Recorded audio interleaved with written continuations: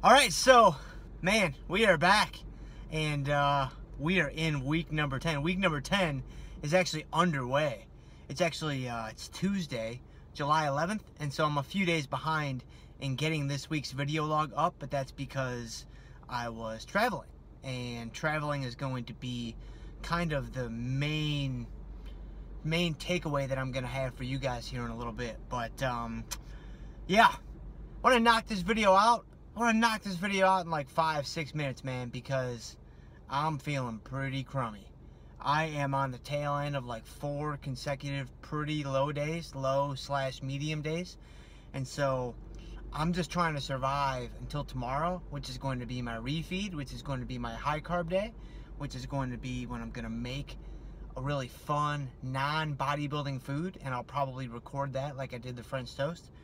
And so I'm just trying to get through, man. So I want to get through this video. I want to get inside and not have any carbohydrates, but hopefully have some other things like protein, fat, like burgers. And yeah, man. So let's go ahead and do this. So let's recap what happened last week. Let's look forward to what I'm doing this week. And then let me give you guys that tip as it pertains to traveling while trying to diet, while trying to cut, while trying to just, you know, stay on track. So last week, I started last week at 178.4. And so as last week kind of unfolded, as far as my numbers were concerned, I actually was a little bit higher than I wanted to be on my carbs and a little bit higher than I wanted to be on my protein. And there's definitely some kind of a fly in here, so excuse me for 1 minute. There we go. So he's all set now. He's all taken care of. So I was actually a little higher on my carbs. I was a little higher on my protein, but I was a little bit under on my fat. And so, you know, when the dust settled and everything kind of shook out, I think that my numbers were a little bit higher than I anticipated that they might be. But as I've done a couple of times now, I was okay with that. I was okay with that because I had already priced in 187.2 like midway through the week. So I was already sitting on a loss of 1.2.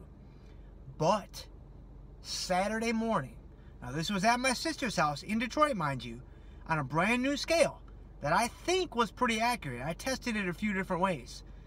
I actually weighed in at 176.5. So I lost almost 2 full pounds last week. And so, man, that was a huge motivator for me.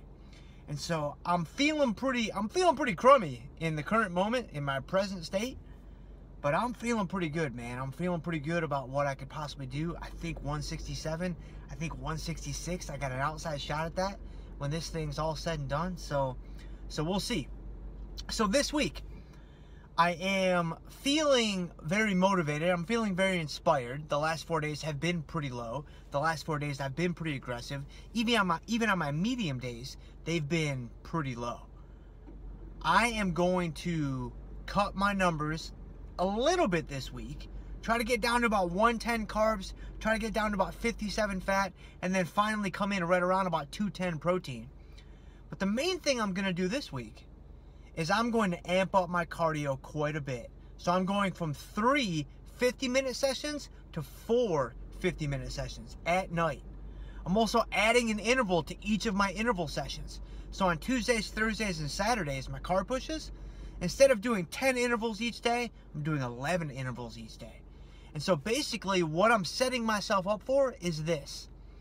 A lot more cardio this week, a lot more cardio next week, a lot more cardio the following week.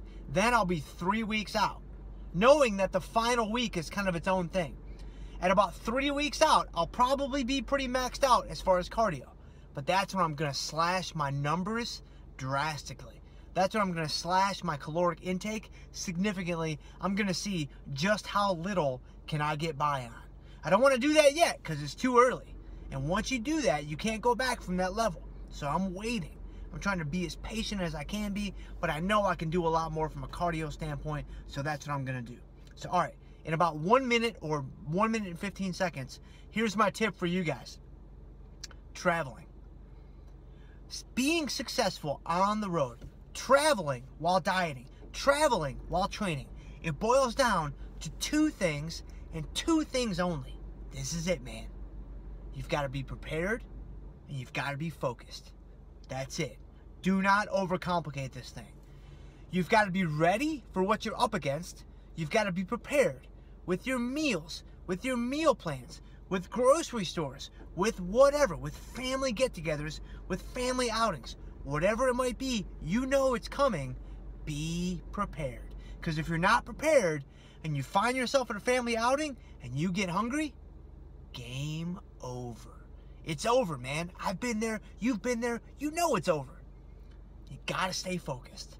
You've really got to remind yourself why you're doing this in the first place, and you've got to stay focused on the task at hand. Remember how important this is to you. And if you don't forget that, if you don't lose sight of that, you'll most likely be just fine.